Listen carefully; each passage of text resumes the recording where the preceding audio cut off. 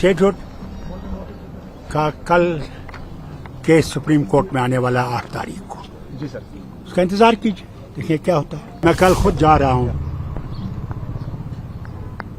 कांग्रेस के नेता उन्हें बुलाया है। आज हम बात करने जा रहे हैं जम्मू कश्मीर के स्टेटहुड को लेकर एक ऐसी खबर की जो पूरे देश की नजरों पर है। नेशनल कॉन्फ्रेंस के अध्यक्ष और श्रीनगर से सांसद डॉक्टर फारूक अब्दुल्ला ने एक बड़ा बयान दिया है। उन्होंने कहा कि स्टेटहुड के केस पर सुनवाई सुप्रीम कोर्ट में 8 अगस्त को है। तो देखिए उसमें क्या होता है। जी हां, जम्मू कश्मीर को पूर्ण राज्य का दर्जा देने की मांग अब सुप्रीम कोर्ट की चौखट पर है और इस सुनवाई का हर किसी को बेसब्री से इंतजार है। तो आखिर क्या है ये पूरा मामला और क्यों फारूक अब्दुल्ला का ये बयान इतना अहम है, चलिए इस खबर को गहराई से समझते हैं।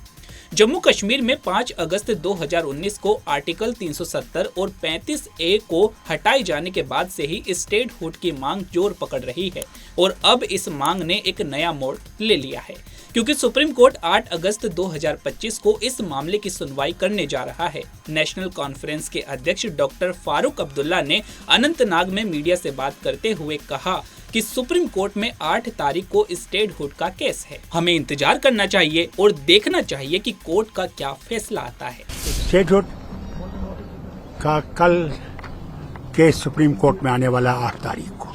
जी सर। उसका इंतजार कीजिए, देखिए क्या होता है। क्या एक्सपेक्टेशन है सुप्रीम कोर्ट से? एक्सपेक्टेशन का कोई कुछ कह नहीं सकता। उमर साहब ने सुप्रीम कोर्ट क्या करेगा मैं नहीं कहता। उमर साहब ने खत लिखा है 40 पार्लियामेंटेरियंस को, लीडर्स को, उस पे क्या तवक्कात है कि पार्लियामेंट में आवाज उठाई जाए? मैं कल खुद जा रहा हूं। कांग्रेस के नेता उन्हें बुलाया है, सारे ऑपोजिशन लीडर्स को बुलाया है। मैं उसमें इस बात का रखूंगा और उम्मीद है वो पहले भी हमारे साथ खड़े हैं और आगे भी खड़े रहेंगे। पीडीपी कह रही है नेशनल कॉन्फ्रेंस अपने एजेंडा से हट गई है।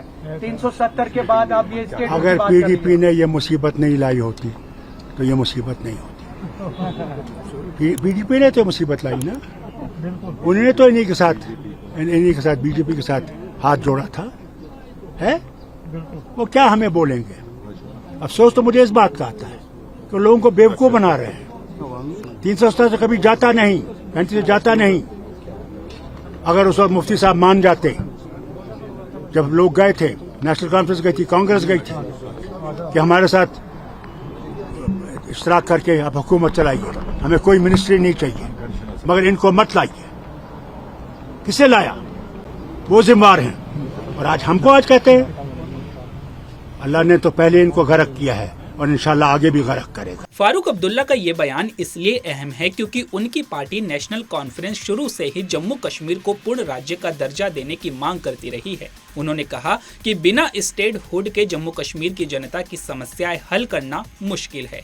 वो चाहते हैं कि केंद्र सरकार जल्द से जल्द इस वादे को पूरा करे, जैसा कि सुप्रीम कोर्ट में 2023 में केंद्र ने वादा किया था कि स्टेटहुड जल्द बहाल होगा। अब थोड़ा पीछे चलते हैं और समझते हैं कि ये स्टेटहुड का मुद्दा इतना बड़ा क्यों है। 5 अगस्त 2019 को केंद्र सरकार ने आर्टिकल 370 को खत्म कर जम्मू कश्मीर को 2 केंद्र शासित प्रदेशों जम्मू कश्मीर और लद्दाख में बांट दिया था। तब से नेशनल कॉन्फ्रेंस और अन्य क्षेत्रीय दल इस फैसले का विरोध कर रहे हैं। फारूक अब्दुल्ला ने इसे जम्मू कश्मीर की जनता के साथ विश्वासघात करार दिया और कहा कि इससे क्षेत्र का विकास रुक गया है। तो फिलहाल आपकी इस पर क्या राय है, हमें कमेंट बॉक्स में जरूर बताइएगा। तो अभी के लिए केवल इतना ही। ऐसे ही तमाम खबरों के लिए बने रहिए पंजाबकेसरी.com पर। नमस्कार।